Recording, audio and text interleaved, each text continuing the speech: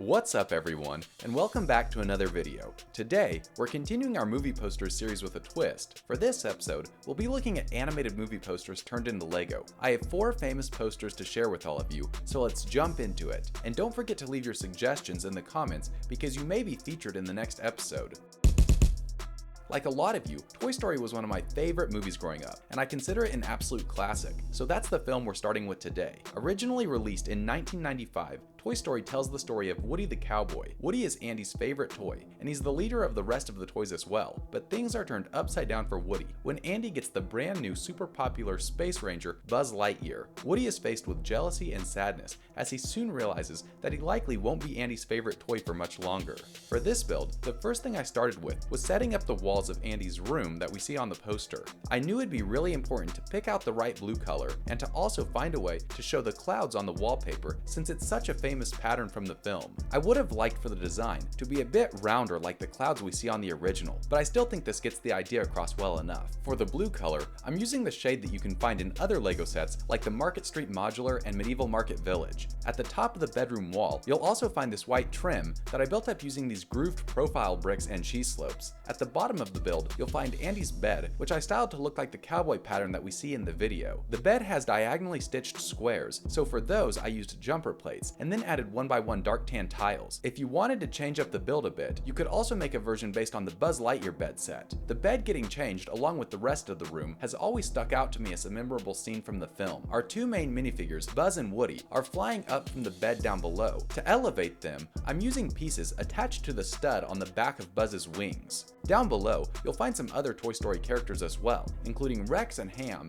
and this customized Slinky dog. For him, I started with the wiener dog piece and then took this Technic rubber cable piece that I just wrapped around him. When I was writing the script for this video, I wasn't even sure if these were real Lego pieces because I got them in a lot that I bought years ago. And that wraps up our entry for Toy Story. Overall, it was a fun build that didn't present too many excruciating challenges. Moving on to a more challenging build, we have The Nightmare Before Christmas. When Jack Skellington, a citizen of Halloween Town, is once again crowned the Pumpkin King during the Halloween festivities, he becomes tired of the Halloween traditions that are beginning to grow mundane to him. However, he soon stumbles upon a portal to the vastly different Christmas Town, which reinvigorates him, leading him to decide to bring Christmas back to his own people of Halloween Town. In spite of this build looking simple, I really struggled with one element of it, the spiral of Spiral Hill. For the life of me, the entire first night that I worked on this project, I could not find a way to make a spiral shape that didn't look overly blocky or just downright awful. And since it's such a focal point on the original poster, I knew that I had to get it right or else not make the build at all. After a ton of frustration and failed attempts using a ton of different pieces, I finally landed on using these Technic clicking cylinder pieces. Thankfully, I think these ended up looking pretty good on the final build with their round shape and ability to be clicked into a position that I think resembles the original closely enough. To smoothly increase the diameter of the spiral, I attached it to this cone piece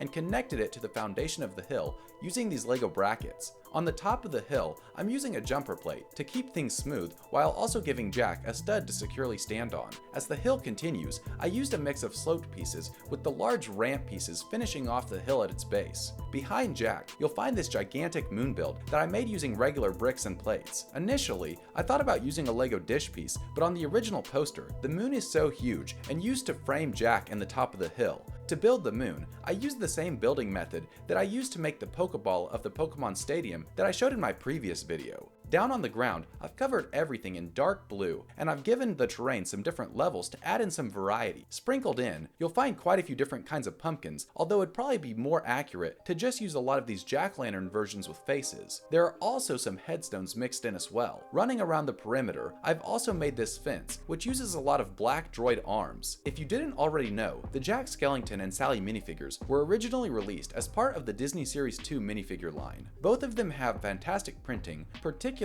in regard to Sally's torso and legs, and they're great minifigures overall. For the third build on this list, we're jumping back to another one of Pixar's best films, with The Incredibles. It tells the story of the Parr family, a group of supers who are trying to live an ordinary suburban life in a society that has made the use of superpowers illegal. Out of all the builds for today, this one has the most going on. To start at the top, we have the Incredibles logo, which isn't actually on the original poster, but is still something that I wanted to include since it's so recognizable and and I really like how it turned out. It's a simple build composed of a circular orange dish piece, 2 black half circles that are offset, and some yellow tiles to make the eye. The original poster's color scheme is almost entirely composed of reds and oranges with some black accents, so I attempted to preserve that with this build. On each side, you'll find a dark red skyscraper. Each of these are angled in just a bit with hinge plates. They're very similar, but they do have a few differences in their window patterns to make them each unique in at least a couple of ways. And I think that the black grate pieces match the original poster really well for all the windows. Beneath Syndrome is the Omnidroid, which is my favorite part of this build, but it's actually a bit undersized when compared to ones we see in the movie. However, it still has quite a bit of functionality. Its body is made of a black Lego wheel and tire,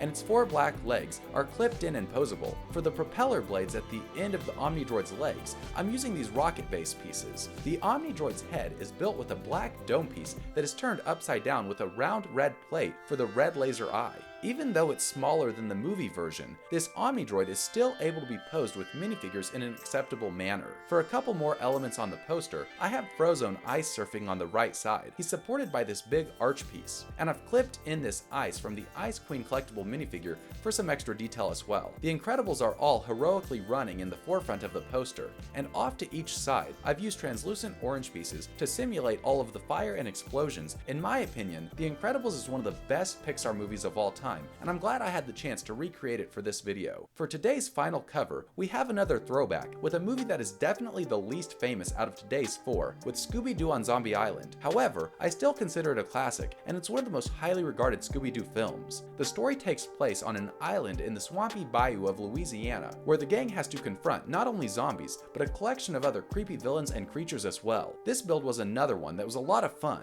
I started with the dark blue background as I tried to figure out a way to have the zombies float in the sky similar to what we see on the original. I was able to use some Lego hinge pieces to create 3 platforms for the zombies to float on. This worked pretty well because it allowed the zombies to be positioned closely together while also being at slightly different angles. The center zombie is using Angelica's hair hat combo piece from Pirates of the Caribbean, and the head and torso are from the Zombie Pirate collectible minifigure. This zombie is using Frankenstein's head, a Ninjago head wrap, and the Goblin minifigure torso, and our last zombie is using the penguin top hat, an Urukai head, and this generic torso from Lego City. My favorite part of this build was attempting to create this micro castle in the sky alongside the zombies. For the crags of the mountain, I was able to use these slopes in lavender, which is a color that I don't often use. The castle itself is really simple, and you can probably see how to build it just by pausing this video. Unlike the moon mentioned earlier for The Nightmare Before Christmas, for this build, I was able to simply use a yellow dish piece for the moon behind the castle, which is just the right size. Down below these elements, you'll find the swampy bayou that I mentioned earlier, which is composed of a variety of olive and dark green plates, cheese slopes, vines, and bushes. Each of the 3 trees are different, but I think they all fit in well in a creepy swamp setting, and with the way the pieces are connected, they can be customized into various configurations too. And of course, venturing through the swamp, you'll find the mystery gang itself, with everyone looking concerned and frightened, especially Scooby. All of the minifigures are in their original forms without customization, besides Fred. I switched out his head, torso, and legs